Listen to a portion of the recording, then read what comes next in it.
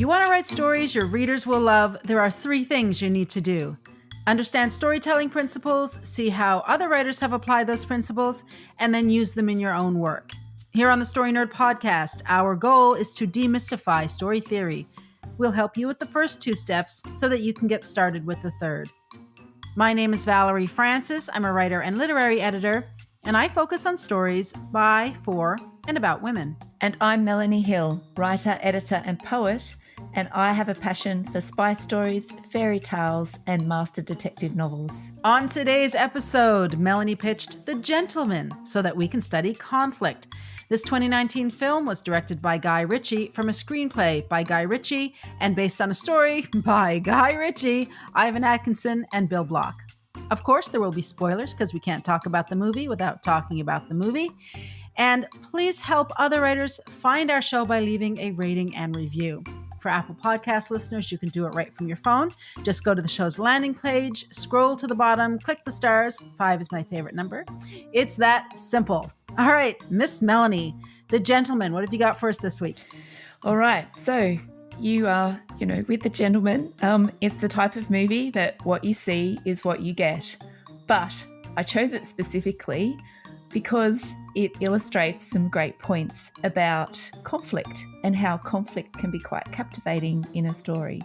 But I also think it illustrates a point about Guy Ritchie himself, which is I think he is much more at home with a gangster heist type of movie compared to the versions of Sherlock Holmes action movies that he wrote and directed. So I actually think that this is a bit of a return to what he's good at kind of story after what I think are disasters of Sherlock Holmes movies. Anyway, now Ritchie writes a really good twisty tale, even though, his stories aren't necessarily going to create an existential crisis or have you walking away questioning the meaning of life.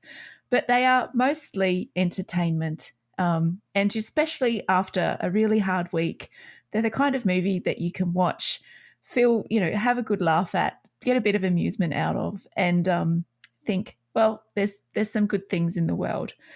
But like I said before, when it comes to conflict, this story does a fantastic job of establishing and escalating external conflict. And for an action movie, that's exactly what you want and what you should expect. Now, there aren't any character arcs in this movie, and this week, that's okay, because sometimes we need to see a very obvious example of a story principle, and this week it's external conflict. And it provides us a great point of comparison to movies that we've watched this season, such as Little Women and August, Osage County. Now, there might not be character arcs, but I just want to point out that doesn't mean there isn't internal conflict in the actual characters, and I'll address that a bit later on, but it's really important to note the difference. All right, so let's have a look at the external conflict or the plot conflict. At a very basic level, conflict is about making characters struggle to solve problems, and there are plenty of problems for each character in this movie. So we create the problems and therefore create the conflict for our characters by establishing what they want and what they need. And then what's at stake if they don't get or they do get what they need and want. And then we place obstacles in the way of them getting those objects of desire. So Mickey, our protagonist in The Gentleman, wants to get out of the marijuana business so that he can live a quieter life with his wife. And what gets in his way? Well, the 2 men who want to reduce the value of his business to drive the price down, and also an embarrassed tabloid editor who wants revenge on Mickey for a social snubbing. And then there's also the group of toffs, which are kind of working against him too. So the stakes are a little bit different in this movie. If Mickey wants to sell his business and retire, then we have to ask the question, what happens if he can't do that? And it's actually presented on the screen for us. So when marijuana becomes legal, Mickey's blood on his hands reputation will actually reduce the value of his business. So that's one of the things that are at stake and one of the reasons why he wants to sell his business. But there's also something else going on there in terms of the consequences. And that is, if word gets out that Mickey is getting out of the game, then it will actually put his life at risk because there are others waiting in the wings who will pounce onto him and take his place in the drug hierarchy. So in other movies, it's actually been very simple to break down the conflict by looking at the elements of conflict. But in this movie, it's a little bit different because there's actually what I would call a web of conflict. And so in nearly every scene, every character, and every situation in this movie, there is conflict at every level. Everyone is playing off against each other, and everyone is trying to get what they want or get what their bosses want. So the forces of antagonism are always working to take Mickey closer and closer to losing his two objects of desire. And even the people that are on Mickey's side unwittingly work against him to create more conflict. And I really find that dynamic fascinating. And if you were just watching this movie for the conflict alone, there's so much of it and it's such a feast that you're not bored when you're watching it because it's just so much going on, I think, from a conflict point of view in pretty much every scene. Now, the web of conflict is generated because not all the characters have put their cards on the table.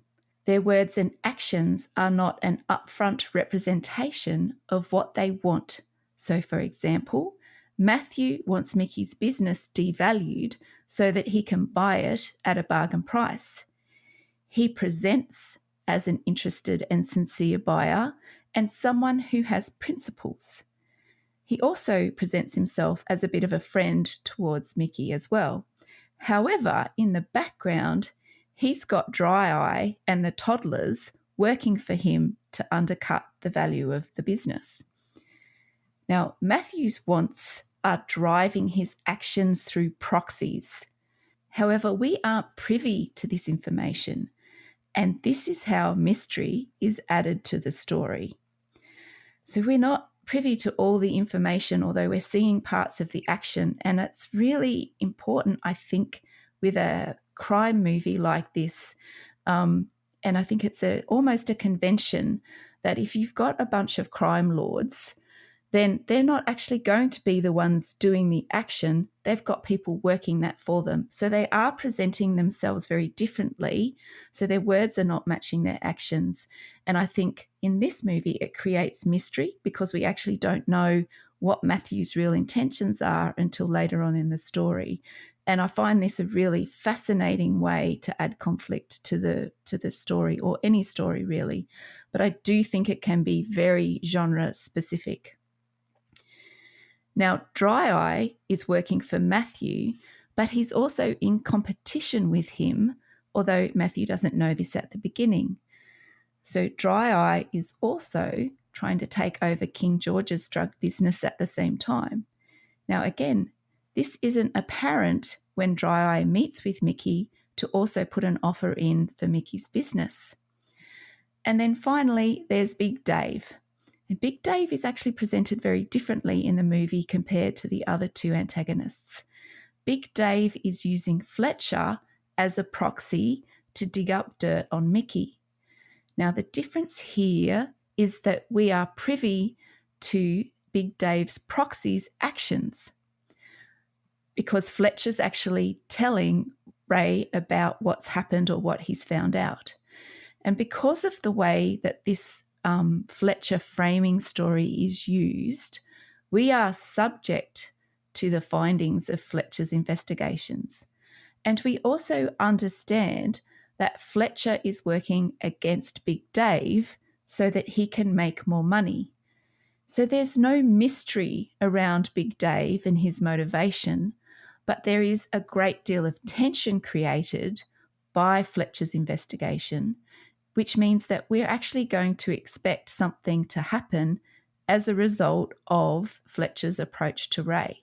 So I know that sounds very complicated, but it's a really big point of difference between the three sort of antagonistic forces and how they're presented. So we have the two, Dry Eye and Matthew, who are operating and using mystery as a technical device in the story.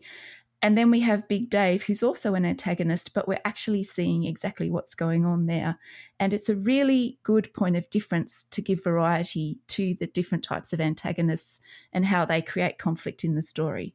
So I hope that makes sense, what I'm saying there. And can I just say that I think Fletcher is actually a very good storyteller.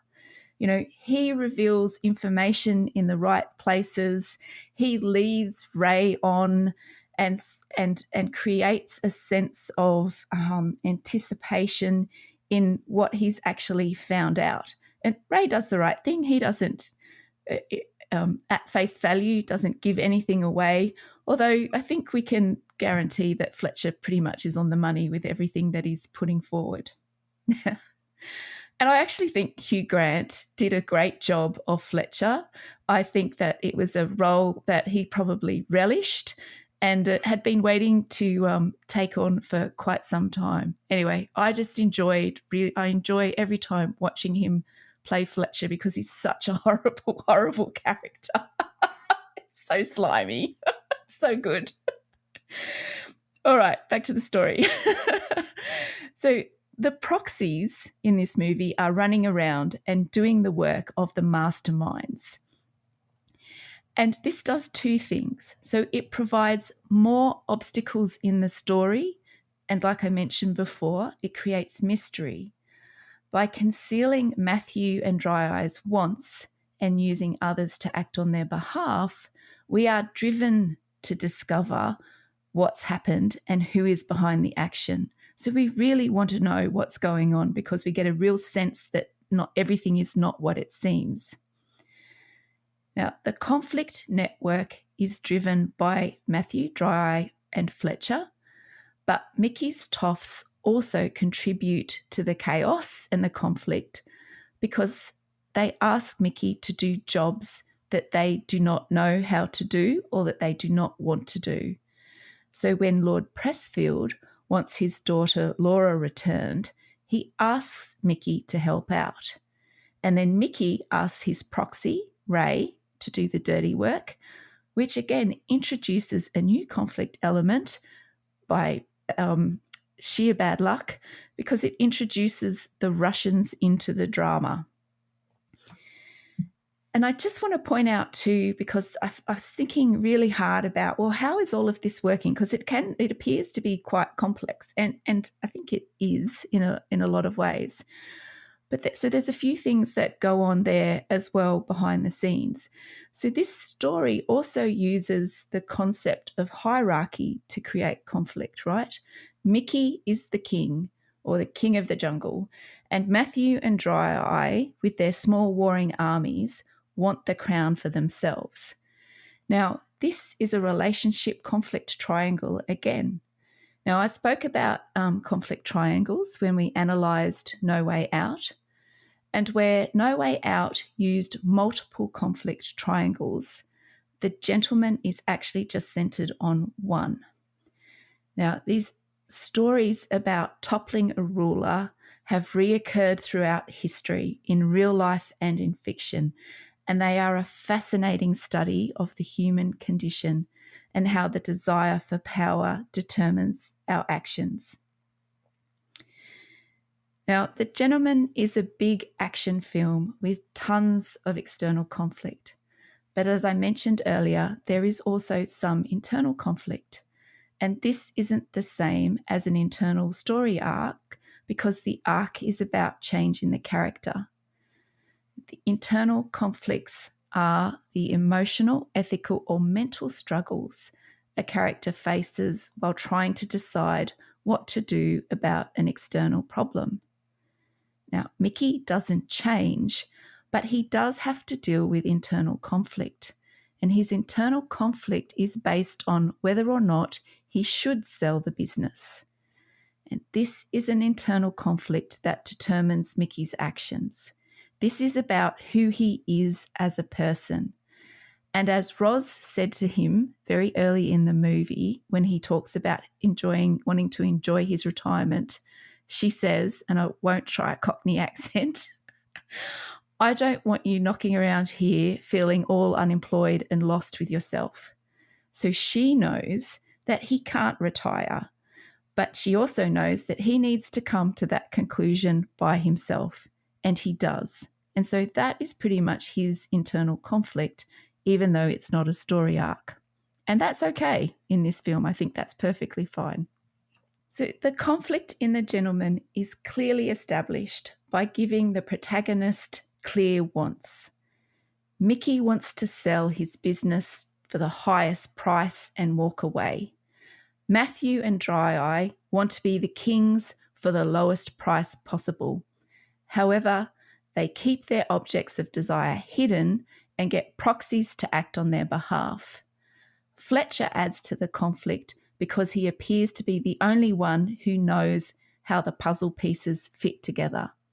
And from a conflict point of view, this makes this movie one to study. Now, Valerie, I know that I imagine that you'll have a very different opinion based on character, but did you think the conflict was interesting and fascinating enough to carry you through to watch to the end? Oh, yes. First time through, it had my attention. It was easily had my attention. Subsequent viewings, not so much, but but the first time through, yes.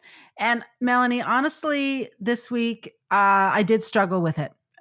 In terms of analyzing the story generally, I would have been okay. But looking at the character in this movie, like you said, there's no character arcs. So I thought, what do I say from a character and cast design perspective? I mean, there's really not much here. And I did watch the movie 4 times this week. So can I just ask a question then? Because some of the characters are quite novel in their presentation, right? So the coach and the toddlers, they always crack me up with their, tartan tracksuits and, the fact that they sing rap songs and make rap videos out of their gangster kind of lifestyle.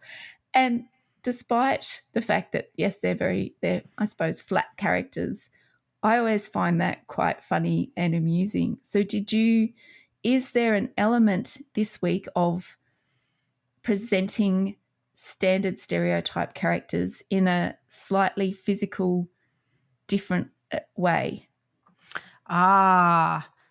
I'm going to get to that. I'm going to get to that. I anticipated this question. So just stay with me for a minute. I'll work up to it. So hang on. So let me just start out this week by saying that as a source of entertainment, The Gentleman, it does a great job. It is a highly entertaining movie. And on first viewing, like I said, it had no trouble holding my attention. It's a visually interesting film, and the narrative device that Guy Ritchie chose is different for this kind of movie, I think, and I enjoyed that. Now, I want to pause here. I thought I might pause for a minute, but actually it's going to be longer than a minute because I want to talk about narrative device because I think this is a good example of it, and I didn't want to miss the opportunity to talk about it for a few minutes. Narrative device is often confused with narrative drive. And honestly, I think it's because the first word is narrative and the second word begins with a D. I'm not even kidding here. But they're totally different things. When we say that a narrative has drive, what we mean is that it's a page turner, that it captures our attention right out of the gate and it holds our attention right to the last page or the last minute of the film. It's not a storytelling tool per se. What it is an effect that's created when storytelling principles are working properly. Now, narrative device is the way a story is presented. For example, Bridget Jones's Diary uses a diary as the form of narrative device. In The Princess Bride, there's a grandfather telling his grandson a bedtime story. That's the device that William Goldman used to tell that particular narrative. Now, these are obvious forms of narrative device, and you may think, well, that's fine for those kinds of books and those kinds of stories, but I'm not doing that in my book, so I don't need to worry about narrative device. Not so. Guess what? You are using narrative device. Every story has a narrative device. Some of them use really obvious narrative devices like Bridget Jones's Diary and The Princess Bride. Most of them are not obvious. And the mistake that novice writers and even intermediate level writers make is that they give zero thought to what their narrative device is. In a first-person narrative, the protagonist is telling his or her own story. That's the device. The character is telling the story. But the question is, who is the character telling the story to and why? That's what narrative device is all about. Who is telling the story, to whom, and why? Now, Gone Girl, I love talking about Gone Girl. That's a first-person dual protagonist story, and it's not easy to pull off. I promise you it's not easy to pull off. But here's how I have identified the narrative device. This is how I explain it in Gone Girl. Nick and Amy are telling their stories to a jury of their peers as a way of justifying their behavior. That's how the book reads. And if you've already read Gone Girl, I recommend you go back and reread it again with that thought in mind. And suddenly the story takes on a beautiful new dimension. So if you're writing a first-person narrative, ask yourself who your protagonist is telling her story to, and why is she telling the story? And this applies to anyone writing a memoir as well, by the way. Obviously, if you're writing a memoir, you are the protagonist because it's a first-person narrative. And you are telling your story, but who are you telling it to? You're not telling it to all the readers in the world. There are specific readers that you are telling it to, and you have a reason for telling that story. So if you get really clear on those things, it really helps guide your writing. If you're writing a third-person narrative, you still have to ask yourself those questions. Who's telling the story, to whom, and why? Who is telling the story? In other words, who is your narrator? That entity may or may not be a character in your story, and she may or may not ever be identified. In truly skillful third-person stories, unless the narrator is also a character, her presence is invisible because the line writing is so good that it doesn't draw any attention to itself. That, to me, is the sort of definition of great writing. You don't notice it. It doesn't get in the way of the story. It's easy to read. It flows. Your attention is not drawn to this beautifully crafted sentence, because if your attention is going to the beautifully crafted sentence, you've been taken out of the story. And that's not good line writing, in my opinion. The best line writing gets out of the way of the story. Now, you may be thinking that you are the narrator because you're the person actually putting the words on the page, right? You're the one showing up at your desk every day and banging out 500 words on your laptop. So you're the narrator, right? No, you're the author. And when it comes to writing stories, even memoirs, the author and the narrator are two different things. It's two different functions. This gets a bit heady here, so just stay with me. Now, there are times when the line between the author and the narrator is rice paper thin, but it's still there. Like with Neil Gaiman's fiction, there's a really thin line between narrator and author. And if you read his books and then you listen to an interview with Neil Gaiman, it sounds like the same. You can hear his voice in his writing. but there's still two entities there. There's still Neil Gaiman, the writer, and then there's the narrator that he has hired to tell the story for him. Now, if this whole concept of narrative device is melting your brain, don't panic. Everything's okay. This is a more advanced concept. It really is. And I am willing to bet that 99% of authors either are not aware that there's such a thing as a narrative device, or they give it no thought whatsoever. Well, not unless they're going to use something obvious like a diary, like Helen Fielding did. But here's the thing, and I really, really want you to listen to this. It's understanding concepts like narrative device and narrative drive, for that matter, and being able to use them that are going to separate the professional writers and the true artists from the amateurs and all that AI generated crap that is clogging up the bookshelves at the moment.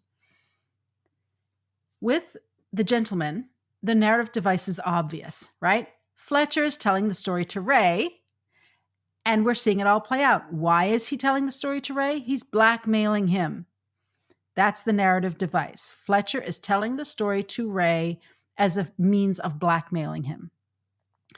Now, at the end of the second act, Fletcher's tale merges with Mickey's. And so all of a sudden now we've just got one storyline for the third act of the story. So narrative device is something that you really do want to start paying attention to when you're reading a novel or when you're watching a film. And it goes hand in glove with point of view. So you need to have a really solid understanding of point of view and how it works and why you would choose one form over another. It's not as simple as first person and third person. So if that's where your level of understanding of point of view right now, that's fine. That's your starting point. No problem.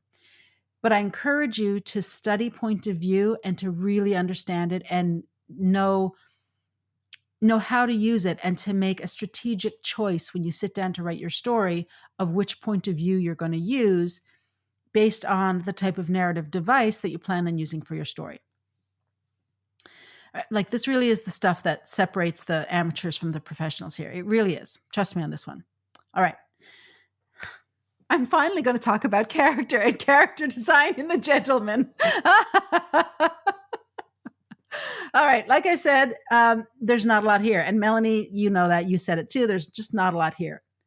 Is this an entertaining movie? Yes, absolutely.